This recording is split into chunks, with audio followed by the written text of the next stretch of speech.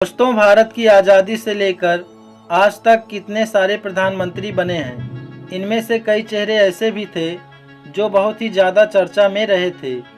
आज हम आपको 1947 से लेकर 2023 तक जितने भी प्रधानमंत्री रहे हैं उनके बारे में आपको विस्तार से बताने वाले। तो सबसे पहले बात करेंगे भारत का प्रधानमंत्री कौन होता है और उसकी नियुक्ति कौन करता है। तो चलिए जानते हैं भारत का प्रधानमंत्री।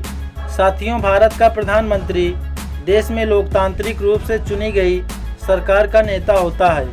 भारत के संविधान में प्रधानमंत्री के निर्वाचन और नियुक्ति के लिए कोई विशेष प्रक्रिया नहीं दी गई है। अनुच्छेद 75 केवल यह बताता है कि प्रधानमंत्री की नियुक्ति भारत के राष्ट्रपति द्वारा की जाएगी। प्रधानमंत्री को पद ग्रहण करने से पूर्व भारत के राष्ट्रपति द्वारा शपथ दिलाई जाती है। प्रधानमंत्री अपने साथ एक कैबिनेट का भी चयन करता है और उसकी सिफारिश पर ही राष्ट्रपति अन्य केंद्रीय मंत्रियों को पद की शपथ दिलाता है। चलिए अब जानते हैं भारत में अभी तक जितने भी प्रधानमंत्री हुए हैं उन सभी के नाम और उनके कार्यों के बारे में। साथियों, जब हमारा देश भारत आज़ाद हुआ था उस समय भारत के पहले प्रधानमंत्री कांग्रेस पार्टी से जवाहरलाल नेहरू को चुना गया था। 15 अगस्त 1947 से लेकर 27 मई 1964 तक करीब 16 साल और 286 दिन तक जवाहरलाल नेहरू प्रधानमंत्री रहे। यानी भारत के पहले प्रधानमंत्री जवाहरलाल नेहरू सबसे लंबे समय तक रहने वाले प्रधानमंत्री थे और 1964 में जवाहरलाल नेहरू की मृत्यु हो जाती है। इसलिए गुलजारी लाल नंदा को कार्यवाहक प्रधानमंत्री बनाया जाता है। गुलजारी लाल नंदा ने 27 मई 1964 को प्रधानमंत्री पद संभाला, जो कि केवल 13 दिन तक ही प्रधानमंत्री रहे। इनका कार्यकाल 9 जून 1964 को पूरा हुआ। नंबर 2, इसके बाद भारत के दूसरे प्रधानमंत्री बनते हैं लाल बहादुर शास्त्री, जो 9 जून 1964 को भारत के प्रधानमंत्री बनते हैं। इन्हीं के शासनकाल में 1965 को भारत और पाकिस्तान का युद्ध भी होता है। इसी दौरान इन्होंने जय जवान जय किसान का नारा दिया था। लाल बहादुर शास्त्री करीब 1 साल और 216 दिन तक भारत के प्रधानमंत्री रहते हैं। इसके बाद 11 जनवरी 1966 को इनकी मृत्यु हो जाती है। अब अचानक पद खाली हो जाने के कारण गुलजारी लाल नंदा को फिर से 11 जनवरी 1966 को कार्यवाहक प्रधानमंत्री बनाया गया। 24 जनवरी 1966 को 13 दिन तक इन्होंने पद संभाला था। नंबर 3, इसके बाद भारत की तीसरी प्रधानमंत्री जवाहरलाल नेहरू की बेटी इंदिरा गांधी बनती हैं, जो कि भारत की पहली महिला प्रधानमंत्री थी। इंदिरा गांधी की पहचान भारत में एक दबंग प्रधानमंत्री की थी, क्योंकि 24 जनवरी 1966 से 24 मार्च 1977 तक भारत की प्रधानमंत्री रहीं। इनका कार्यकाल करीब 11 साल और 59 दिन तक रहा। इतना लंबा कार्यकाल उनका 3 चुनाव के दौरान हुआ था। इंदिरा गांधी के शासनकाल में कई बड़े कामों को किया गया था, जैसे 1965 का भारत पाकिस्तान का युद्ध और यहाँ तक कि भारत का पहला परमाणु परीक्षण भी इंदिरा गांधी के शासनकाल में ही किया गया था।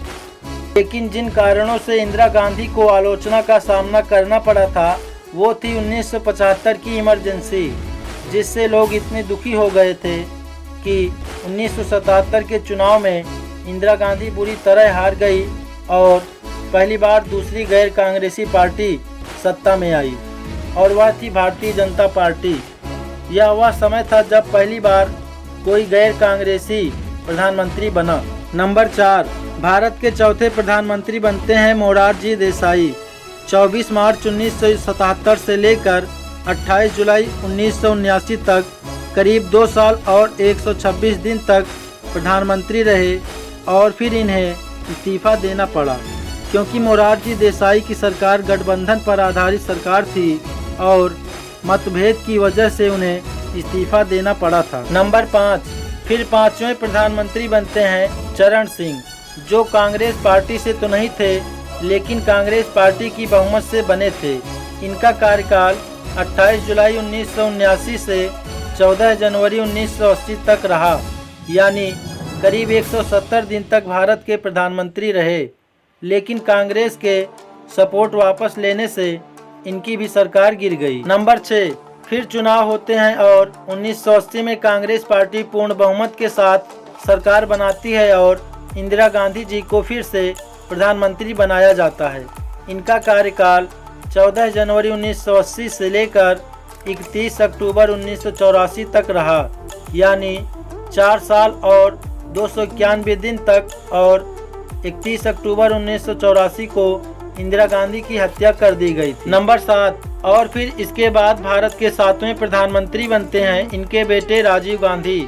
राजीव गांधी भारत के सबसे युवा प्रधानमंत्री थे, जो मात्र 40 साल की उम्र में ही प्रधानमंत्री बन गए थे। इनका कार्यकाल 31 अक्टूबर 1984 से 2 दिसंबर 1989 तक था, यानी करीब 5 साल और 32 दिन। इन 5 साल के कार्यकाल में कई गड़बड़ियों के आरोपों के चलते राजीव गांधी की छवि जनता की नज़रों में कम हो गई। उस समय राजीव गांधी सरकार के कैबिनेट मंत्री रहे वीपी सिंह, जो कि राजीव गांधी के आलोचक बन गए, इसलिए उनसे मंत्रालय ले लिया गया था। तो यहाँ पर वीपी सिंह अपने पद से इस्तीफा दे देते हैं और फिर उन्होंने बाकी विरोधियों के साथ मिलकर जनता दल बनाया। नंबर 8, और 1990 में चुनाव होते हैं, जिसमें जनता दल और भारतीय जनता पार्टी के साथ कई दलों ने मिलकर सरकार बनाई और प्रधानमंत्री बन गए। वीपी सिंह, जो कि भारत के 8वें प्रधानमंत्री बने, इनका कार्यकाल 2 दिसंबर 1989 से 10 नवंबर 1990 तक चला, यानी करीब 343 दिन तक यह भारत के प्रधानमंत्री रहे। वीपी सिंह द्वारा बनाई गई सरकार में भी ज़्यादा एकता नहीं थी और अंदरूनी कलह ज़्यादा थी। जब वीपी सिंह ने बीजेपी मेंबर लाल कृष्ण आडवाणी को अरेस्ट करवाने के आर्डर दिए, जिस वजह से बीजेपी नाराज हो गई और अपना समर्थन वापस ले लिया, जिसकी वजह से वीपी सिंह को प्रधानमंत्री पद से इस्तीफा देना पड़ा। नंबर 9, उस समय गृह मंत्री थे चंद्रशेखर। इनकी पार्टी समाजवादी पार्टी तेजी से ऊपर आ रही थी और चंद्रशेखर के पास 64 सांसद थे, और फिर कांग्रेस के समर्थन के साथ इनकी पार्टी सत्ता में आती है और 10 नवंबर 1990 को चंद्रशेखर भारत के 9वें प्रधानमंत्री बनते हैं। 21 जून 1991 तक प्रधानमंत्री रहे। 1 साल से भी कम समय के अंदर कांग्रेस ने अपना समर्थन वापस ले लिया और इनकी सरकार गिर गई, यानी 223 दिन तक ये प्रधानमंत्री रहे। नंबर 10, 1991 में चुनाव होते हैं और भारत के पीवी नरसिम्हा राव प्रधानमंत्री बनते हैं। ये भारत के 10वें प्रधानमंत्री थे, जो कि 21 जून 1991 से 16 मई 1996 तक करीब 4 साल और 330 दिन तक प्रधानमंत्री रहते हैं। ये भारत के ऐसे प्रधानमंत्री हैं जो साउथ इंडिया के रहने वाले थे। जब यह प्रधानमंत्री बने तब भारत की इकोनॉमी की हालत खस्ता हाल थी। इकोनॉमी की हालत सही करने के लिए इसमें बड़े बदलाव की ज़रूरत थी और इस कार्यकाल में पीवी नरसिम्हा राव ने मनमोहन के साथ मिलकर कई बड़े डिसीजन लिए, जिससे इकोनॉमी में काफ़ी सुधार हुआ।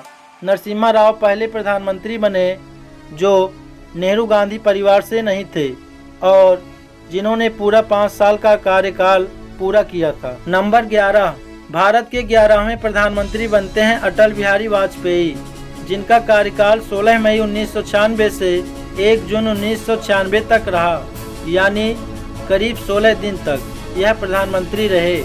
बहुत छोटा कार्यकाल था इनका। फिर भारत के 12वें प्रधानमंत्री बनते हैं HD देवगौड़ा, जो कि 1 जून 1996 से 21 अप्रैल 1997 तक करीब 324 दिन तक प्रधानमंत्री रहे। HD देवगौड़ा जनता दल से संबंधित थे। नंबर 13वें प्रधानमंत्री इंदर कुमार गुजराल बने थे, जो करीब 21 अप्रैल 1997 से 19 मार्च 1998 तक यानी 332 दिन तक ये प्रधानमंत्री रहे। नंबर 14, और फिर आते हैं भाजपा पार्टी से अटल बिहारी वाजपेयी, जो कि भारत के 14वें प्रधानमंत्री बने, जिनका कार्यकाल 19 मार्च 1998 से 22 मई 2004 तक रहा, यानी करीब 6 साल और 64 दिन तक ये भारत के प्रधानमंत्री रहे थे और इन्होंने अपने कार्यकाल में मुख्य कदम उठाए, जैसे 5 अंडरग्राउंड न्यूक्लियर वेपन टेस्ट करवाए, जिसकी वजह से अमेरिका जैसे ताकतवर देश भारत पर खुश नहीं हुए और वे भारत के खिलाफ हो गए। इन्होंने भारत पर कई इकोनॉमिक प्रतिबंध लगाने की भी कोशिश की, लेकिन उस समय भारत के साथ फ्रांस, रूस और कई ऐसे देशों का साथ था जिससे भारत पर इसका कोई असर नहीं हुआ और उस समय अटल बिहारी वाजपेयी की इस बात के लिए काफ़ी प्रशंसा भी हुई थी। नंबर 15, और फिर 2004 में कांग्रेस पार्टी की सत्ता आती है वापस और भारत के प्रधानमंत्री बनते हैं मनमोहन सिंह, जो कि भारत के 15वें प्रधानमंत्री थे। और 2009 में भी चुनाव होते हैं, उसमें कांग्रेस पार्टी की जीत के बाद मनमोहन सिंह फिर से भारत के प्रधानमंत्री बन जाते हैं। नंबर 16, फिर आता है समय 26 मई 2014 का और कुछ ऐसा होता है जिसके बारे में किसी ने सोचा भी नहीं था।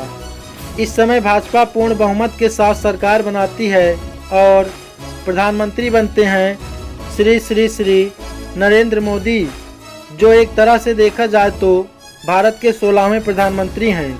और फिर आपको पता ही होगा 2019 का चुनाव होता है, उसमें श्री नरेंद्र मोदी जी की जीत होती है और लगातार दूसरी बार नरेंद्र मोदी जी भारत के प्रधानमंत्री बनते हैं। तो इसी प्रकार भारत में अब तक 16 प्रधानमंत्री हुए हैं। साथियों, वीडियो अच्छी लगी हो तो नीचे कमेंट में बताएं और साथ ही चैनल पर नए हो तो चैनल को लाइक, सब्सक्राइब और कमेंट जरूर करें। वीडियो पूरा अंतिम तक देखने के लिए आप सबका बहुत बहुत धन्यवाद।